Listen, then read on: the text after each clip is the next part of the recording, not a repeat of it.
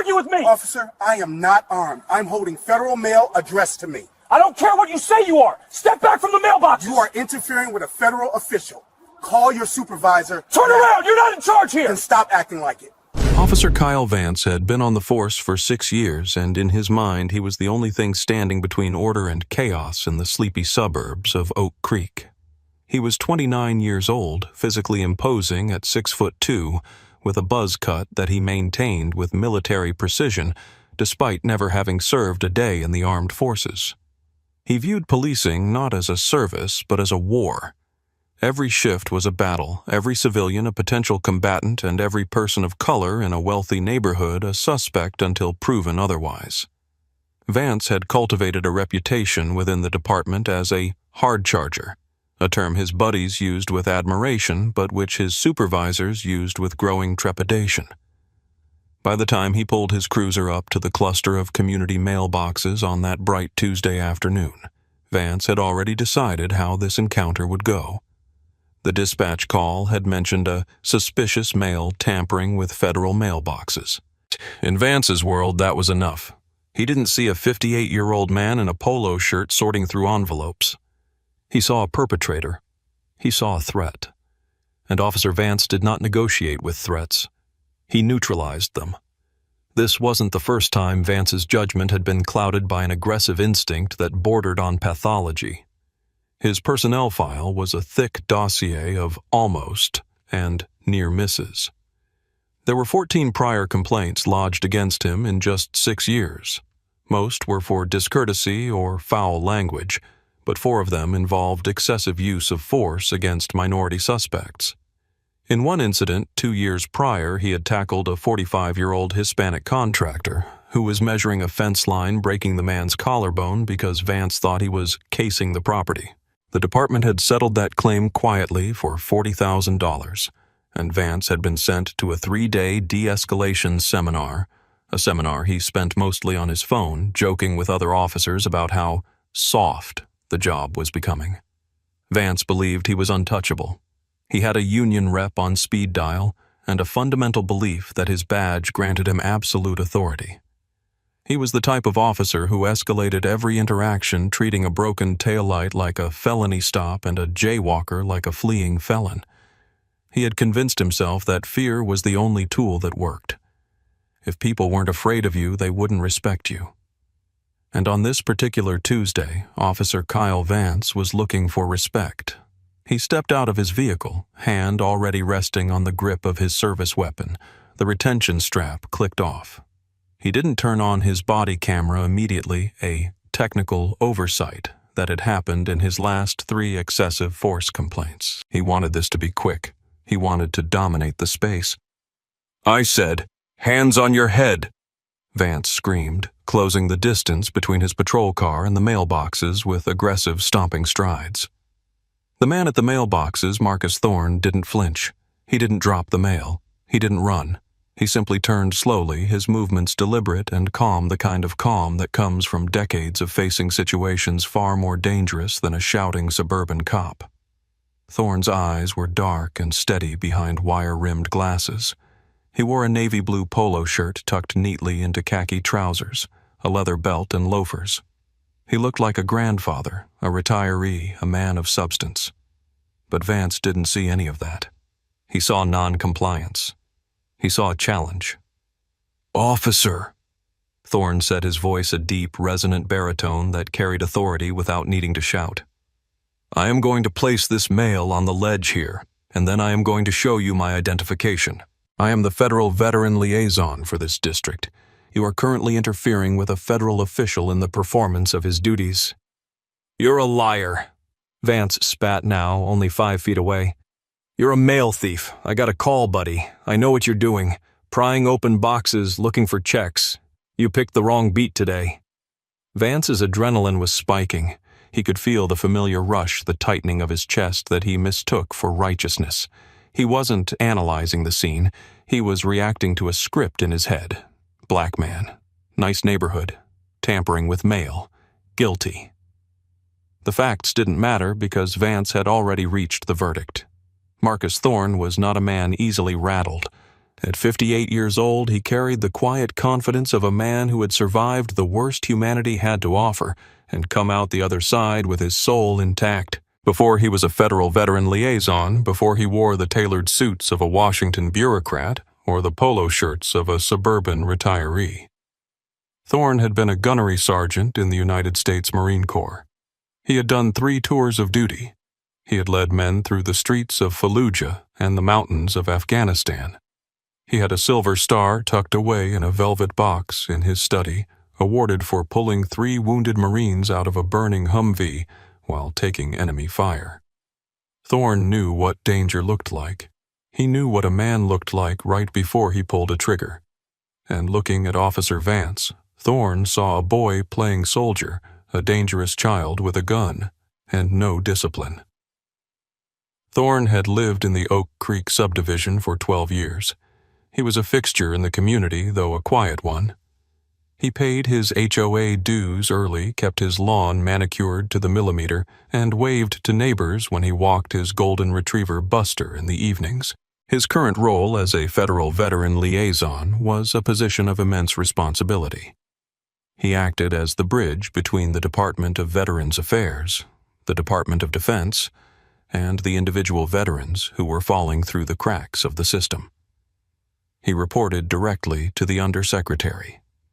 His security clearance was top secret. When Marcus Thorne spoke, generals and senators listened. On this particular Tuesday, Thorne was not loitering. He was waiting for something critical. One of his cases involved a young Army veteran, a single father of 2, who had been wrongly denied disability benefits due to a clerical error in the Pentagon's archives.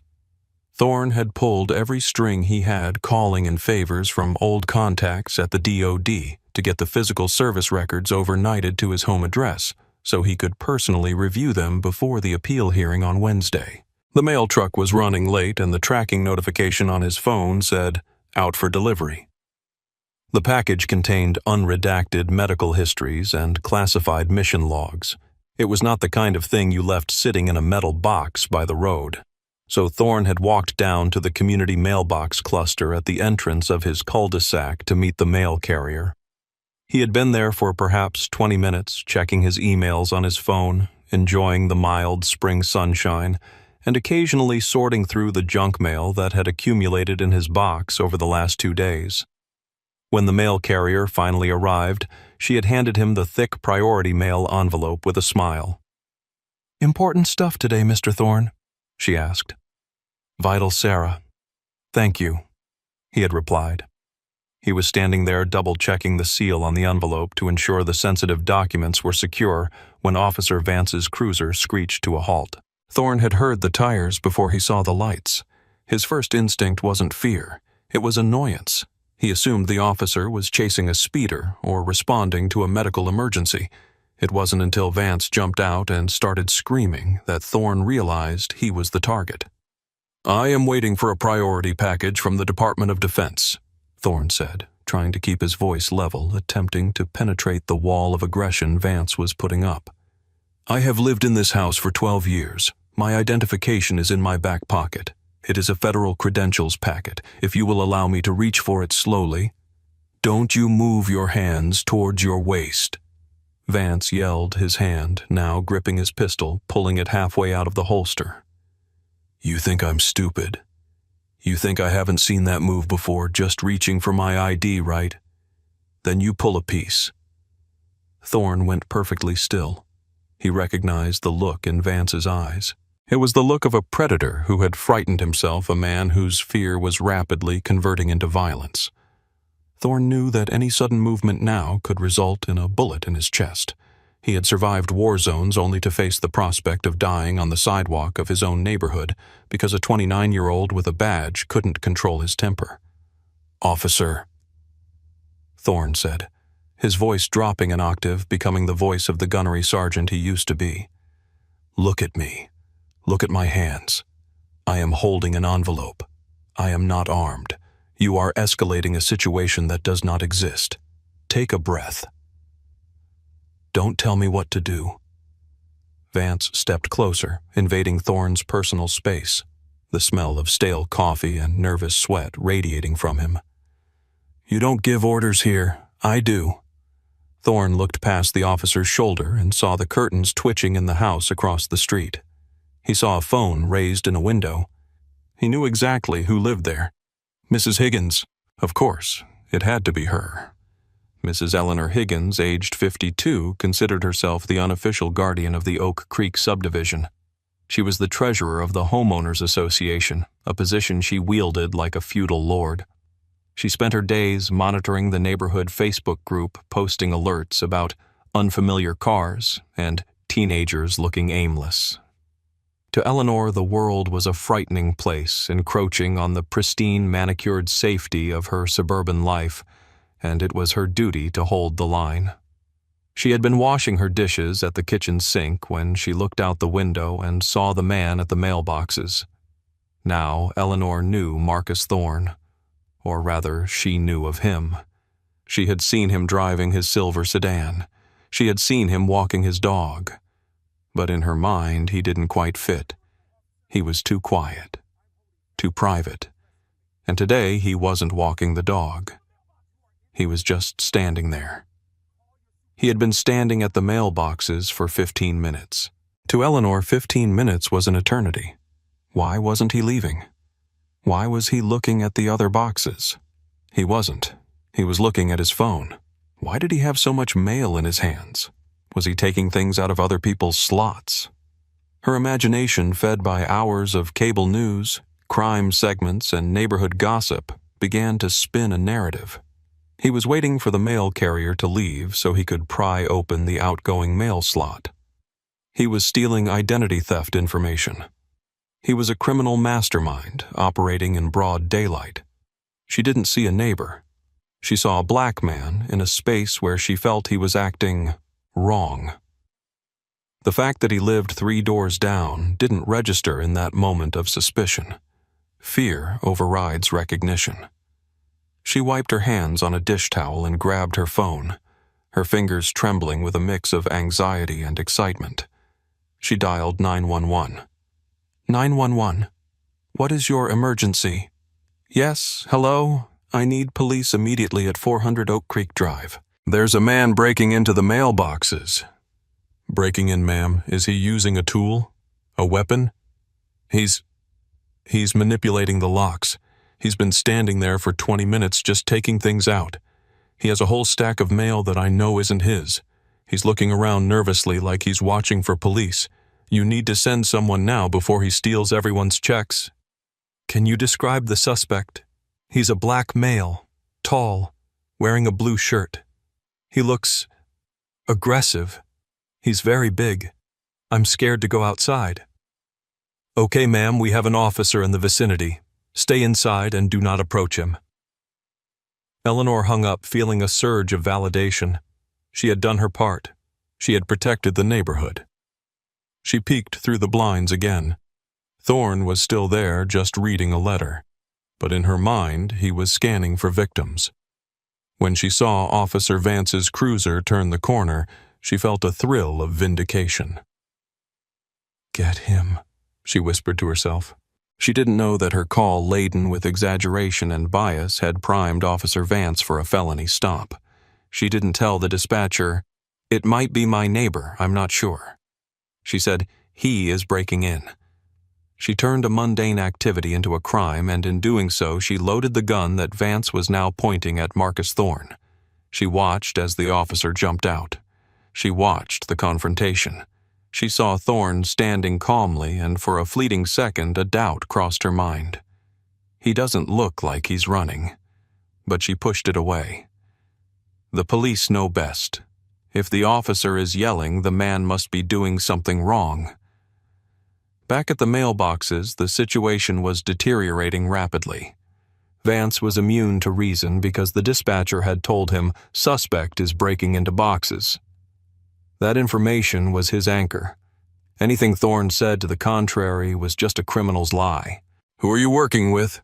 Vance demanded, glancing around as if expecting a getaway driver. "Where's the vehicle?"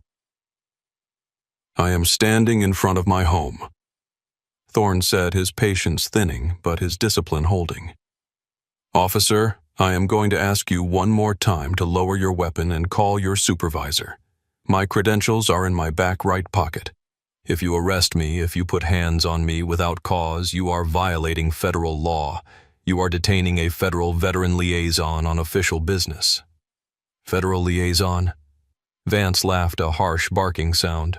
Yeah, and I'm the director of the CIA. You think I haven't heard that one? What, you buy a badge online? You got a fake ID to go with the stolen checks. It is a federal crime to impersonate an officer. It is also a federal crime to impede one. I suggest you decide which statute you want to violate today. I'm done talking, Vance growled. He holstered his weapon but pulled out his handcuffs. Turn around, now. The silence of the suburban afternoon was broken only by the chirping of a distant bird and the heavy, ragged breathing of Officer Vance.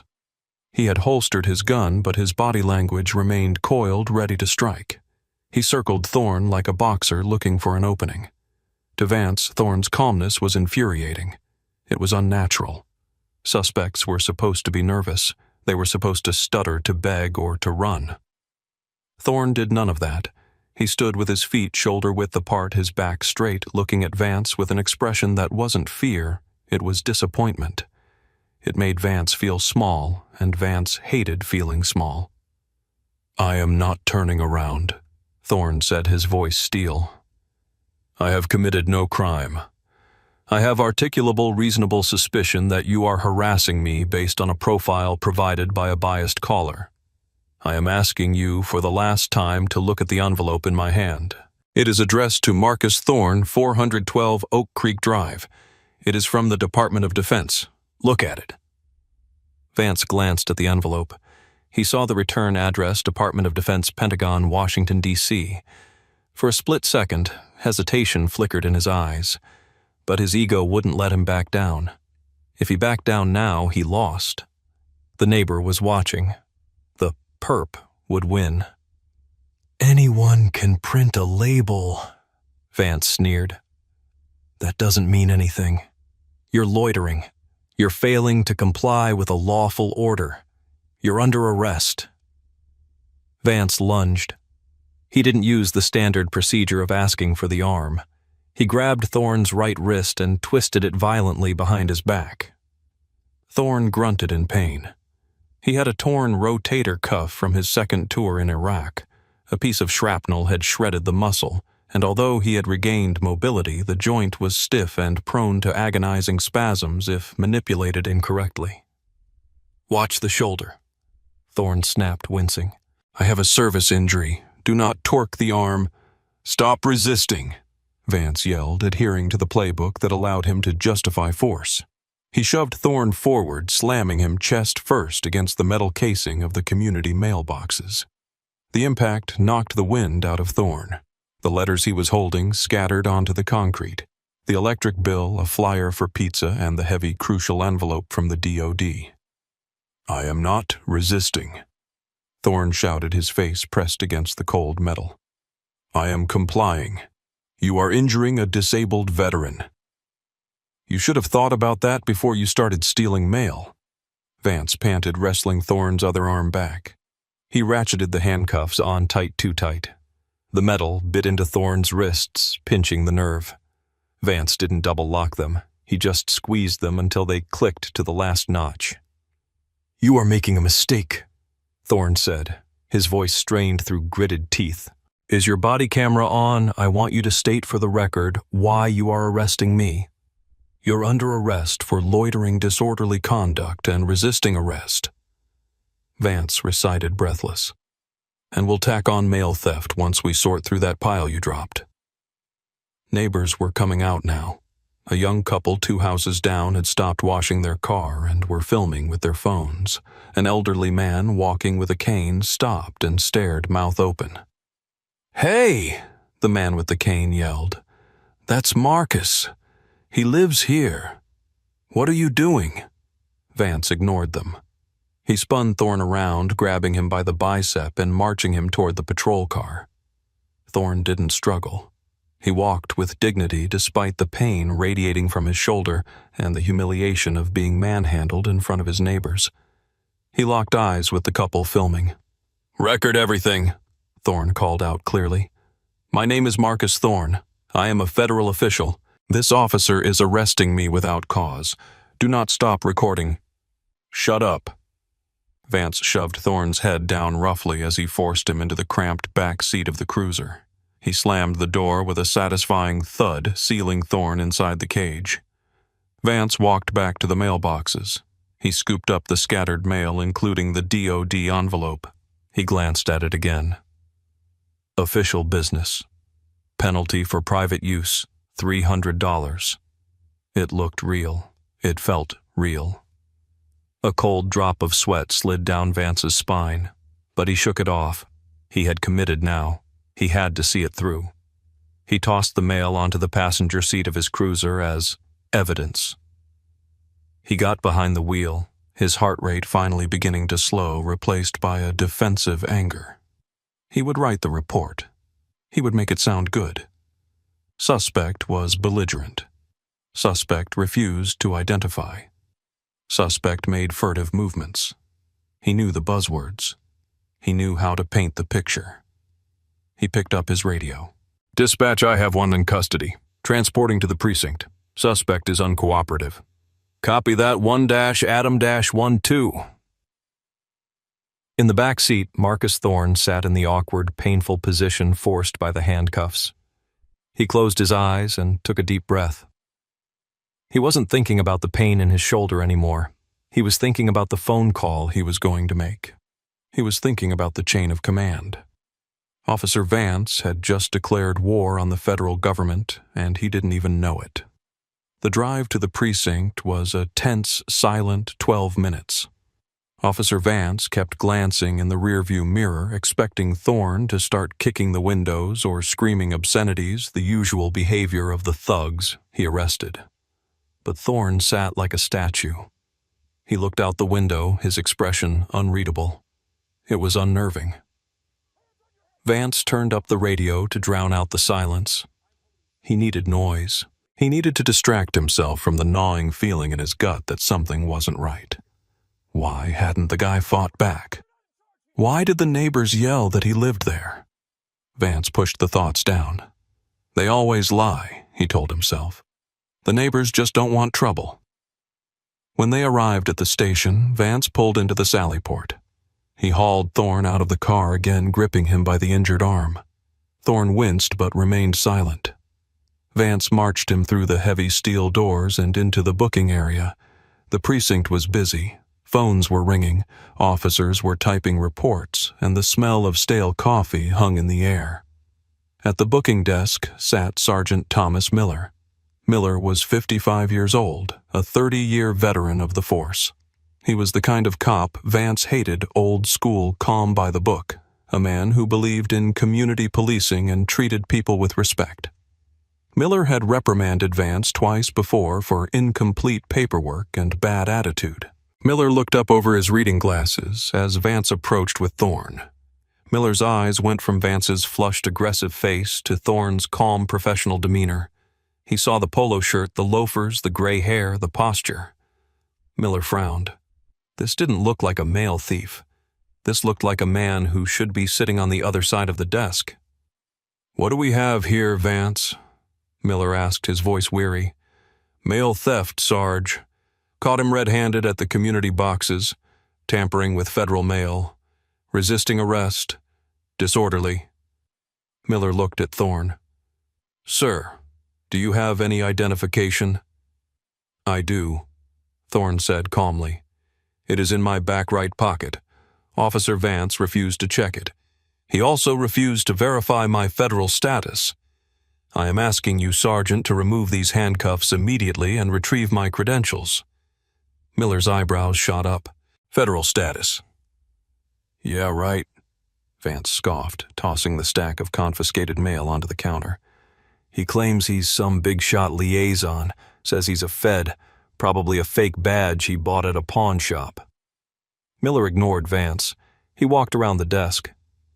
"I'm going to check your pocket, sir." "You have my permission," Thorne said. Miller reached into Thorne's back pocket and pulled out a slim black leather wallet. He opened it. On one side was a gold badge, heavy and intricate with the seal of the United States. On the other side was a holographic ID card, Marcus James Thorne, Federal Veteran Liaison, Clearance Level Top Secret /SCI, Department of Veterans Affairs /Department of Defense. Miller stared at the ID. He tilted it under the light. The hologram shifted perfectly. This was no pawn shop fake. This was the real deal. He looked at the expiry date. Valid. He looked at the title again. Liaison.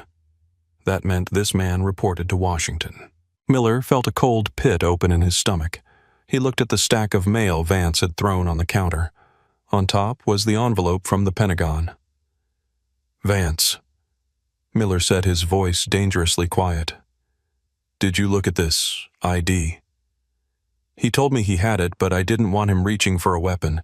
He was acting squirrely, Sarge. I secured the scene. You arrested a federal agent, Miller said, looking up his eyes hard. You arrested a federal liaison who lives in the neighborhood. He was loitering.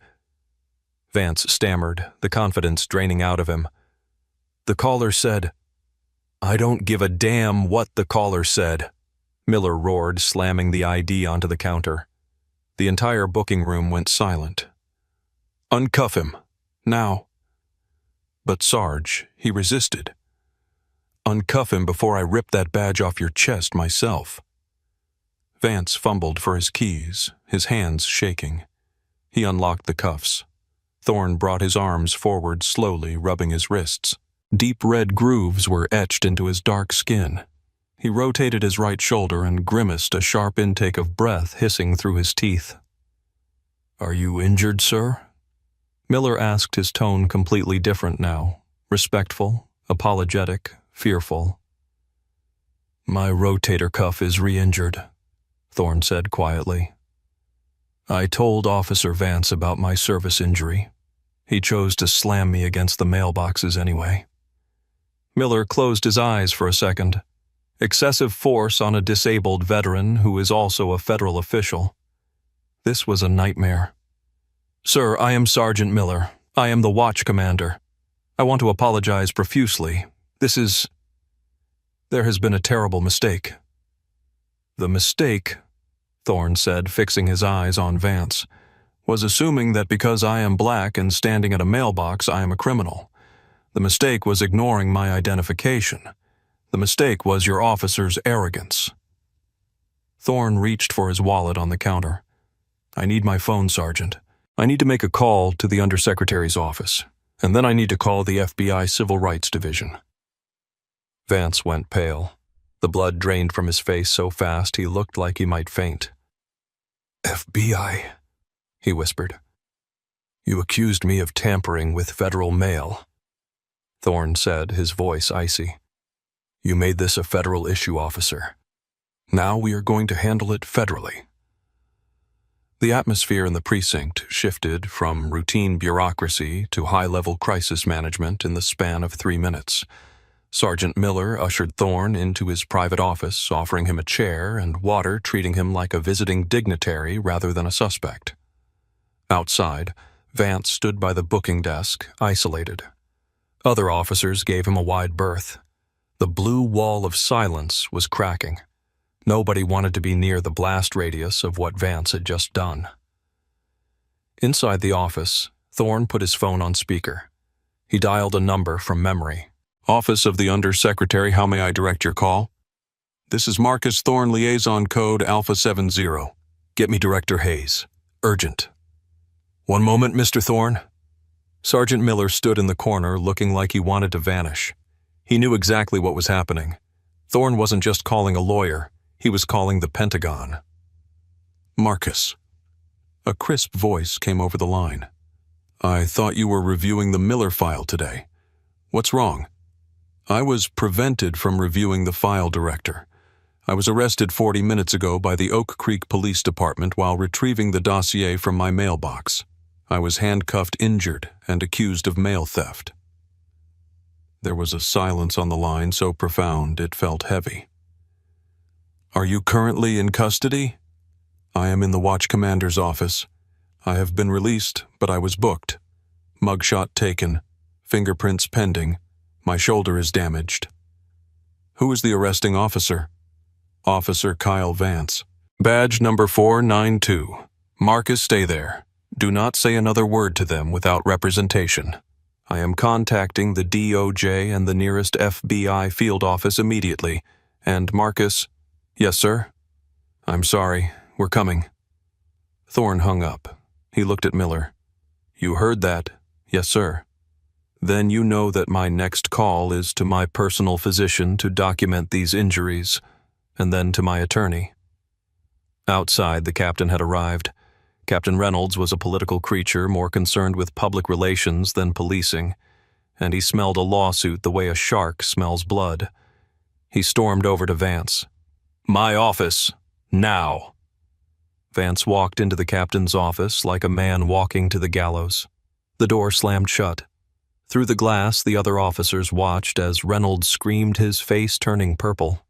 Vance tried to argue, gesturing with his hands, acting out the resistance, but Reynolds wasn't buying it. He pointed at the door. "Get out." Vance emerged, stripped of his gun belt and badge. He had been placed on administrative leave pending an investigation. As he walked past the booking desk, he looked toward Miller's office. Thorne was sitting there holding an ice pack to his shoulder that Miller had provided.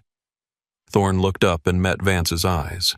There was no triumph in Thorne's gaze, only a deep, weary resolve. Vance walked out of the precinct into the bright afternoon sun, but his world had gone dark. He pulled his phone out. He had text messages. The video from the neighbors was already on Twitter. Hashtag racist cop arrests black vet. Watch this insanity. It had 50,000 views in 20 minutes. Vance sat in his personal car, his hands gripping the steering wheel. He thought about Mrs. Higgins. She called it in, he thought bitterly. She said he was breaking in. He wanted to blame her. He wanted to blame Thorne for acting suspicious. He wanted to blame everyone but himself.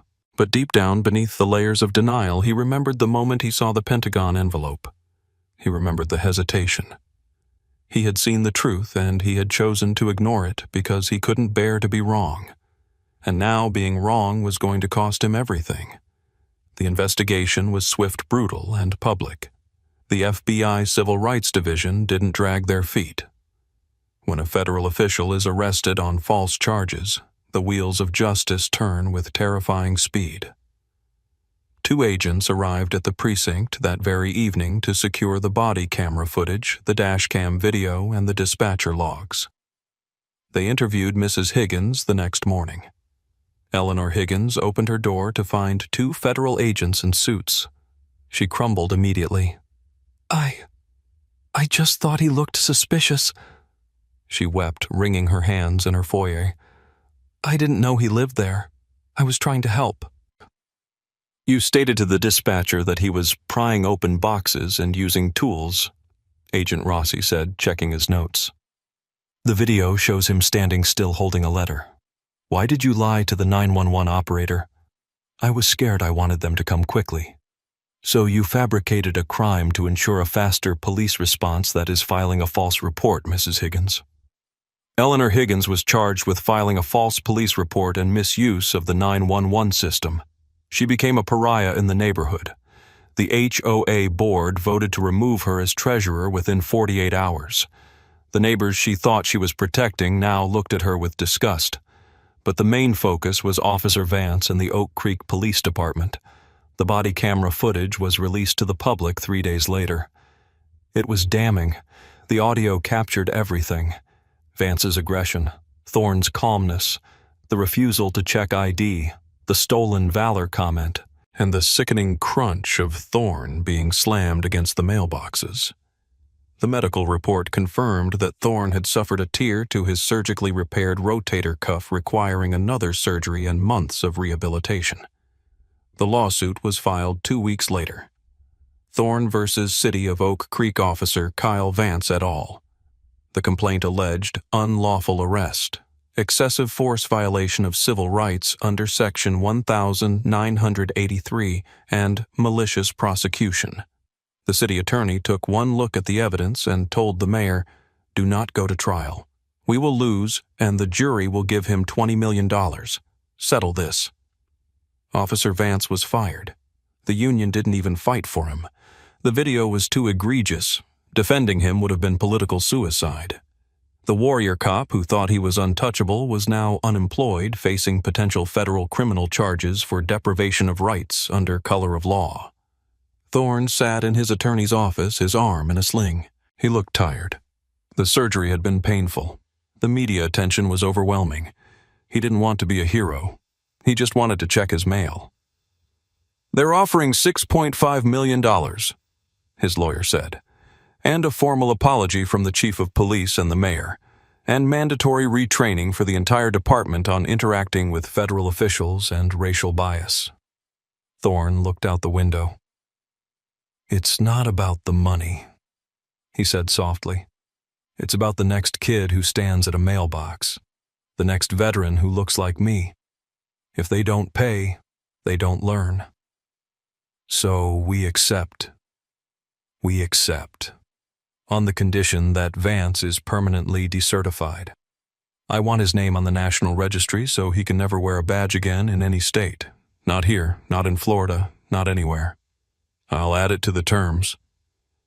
6 months later, Marcus Thorne stood at the community mailboxes. It was a crisp autumn day. The leaves were turning gold and red, drifting down onto the sidewalk. His shoulder still ached when it rained, a permanent reminder of that Tuesday afternoon. But the sling was gone. A patrol car turned the corner. It wasn't a sleek Interceptor like Vance used to drive. It was a standard unit. The officer inside waved. It was a young woman, a rookie hired after the purge of the department's bad apples. She slowed down, smiled, and nodded. "Afternoon, Mr. Thorne." "Afternoon, officer," Thorne replied. The dynamic had changed. The settlement had forced the department to implement real community policing. They walked the beats now. They knew the names of the residents. The fear was slowly being replaced by tentative trust. Thorne opened his mailbox. It was full. Letters of support from all over the country. Veterans, active duty soldiers, strangers who had seen the video. They thanked him for standing his ground. They thanked him for maintaining his dignity when they would have lost their temper. He pulled out a letter from the young Army veteran, the one whose case he had been working on that day. "Dear Mr. Thorne, thank you. The appeal went through. My benefits were restored. My kids and I are going to be okay. I heard what happened to you. I'm sorry, but I'm glad you were the one fighting for me." Thorne smiled. This was the work. This was what mattered. He turned to walk back to his house. He passed Mrs. Higgins' house. There was a "for sale" sign in the yard. She was moving to a different state, unable to bear the shame of being the neighbor who called the cops on a federal hero. Thorne reached his front porch. Buster, his golden retriever, barked from inside. Thorne paused and looked at the American flag hanging by his door. He had fought for that flag in foreign deserts. He had fought for it in the halls of Washington. And in a strange way, he had fought for it right here on the sidewalk of Oak Creek. He realized that the battle for justice wasn't just fought with guns or gavels. It was fought with patience. It was fought with the refusal to be dehumanized. It was fought by standing still when the world told you to run and speaking truth when power tried to silence you. He went inside. The house was warm. He was safe. But he knew that outside the work wasn't done. As long as there were officers like Vance and neighbors like Eleanor, there would need to be men like Marcus Thorne to hold the line. The story of Marcus Thorne is a victory, but it is also a warning. It is a reminder that credentials, status, and service are often invisible to the blinded eye of prejudice. Marcus Thorne had the resources, the knowledge, and the rank to fight back. But what if he had been a 19-year-old student? What if he had been a mechanic with no federal badge in his pocket? The outcome might have been tragic. Justice prevailed this time because the victim was perfect. a veteran, a federal official, calm and compliant. But true justice shouldn't require the victim to be perfect. It should only require the system to be fair. What do you think? Should citizens have the right to sue individual officers directly for civil rights violations, bypassing qualified immunity? Or should the penalties for false 911 calls be stricter to prevent weaponized bias? Let me know your thoughts in the comments below. And if you believe that accountability is the only way to fix the system, please hit that like button and subscribe. We will keep telling the stories that matter.